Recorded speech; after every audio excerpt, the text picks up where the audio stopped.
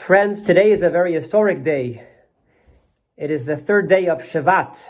Some 30 years ago, exactly today, in 1992, 5752, I remember vividly, I was a shliach of the Rebbe in Boston with my fellow shluchim. We had a nice little toy called a fax machine. And we got a fax saying that there's going to be a talk of the Rebbe that evening. We got together, and the Rebbe seemed to be a routine type of talk, connecting everything with a portion of the week. Bo el Paro, God says to Moses, come to Paro. And he says it's also the week that we enter, the previous Rebbe's yahrzeit on Yud Shvat. And the Rebbe says it is a comment on those individuals who are alive with a healthy soul and a healthy body to begin a new phase of service in connection with the beginning of the week of the Rebbe's yahrzeit. And he says, since there's a dimension of Moses in every single one of us, so this has to affect every one of us in our thought and our speech and our deed. And the Rebbe connects it with the name of Yosef Yitzchak. Yitzchak means joy, laughter. This is the previous Rebbe's name. And yet the Rebbe says in wonderment, he endured tremendous severe physical suffering. And this severe suffering affected the Rebbe's spiritual service. And his doctor once exclaimed to him in wonderment that it is through speech that you communicate your teachings. And yet your physical afflictions are preventing you from speaking properly. The previous Rebbe had a stroke.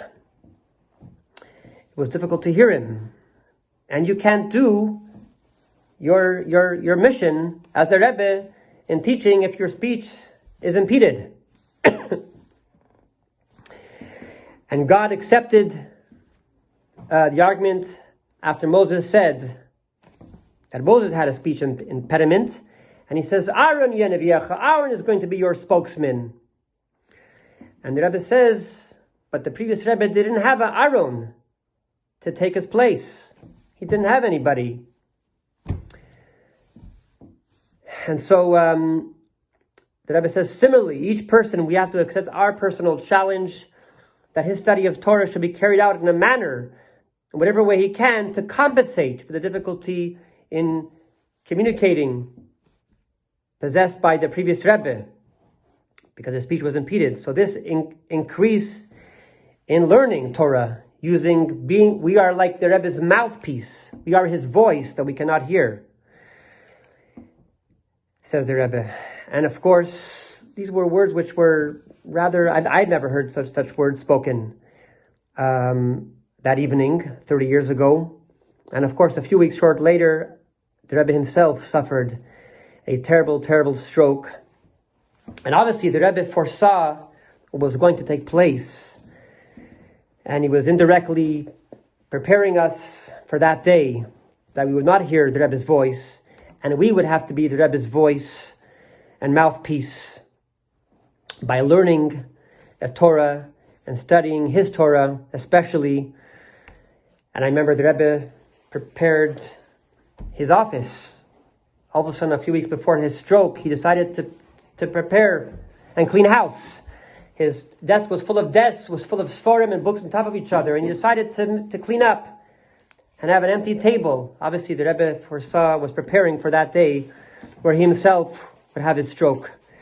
And so as we are marking today, we should prepare especially for Yud Shvat, and also especially for Yud Aleph Nisan. Yud Aleph Nisan is the Rebbe's birthday, the 120th birthday, which is a huge milestone. We should inspire ourselves by re-strengthening ourselves in learning Torah and being the Rebbe's mouthpiece, being Moses' mouthpiece. And may we merit that day very, very soon, as the Rebbe predicted every single event. And every single event happened completely. All the days, all the wars of Israel, the Rebbe predicted victory. And the Rebbe was right. And the Rebbe said that this is the last generation of exile and the first generation of redemption. May we see that speedily in our days. Amen. Kein Yehi Ratzon. Thank you.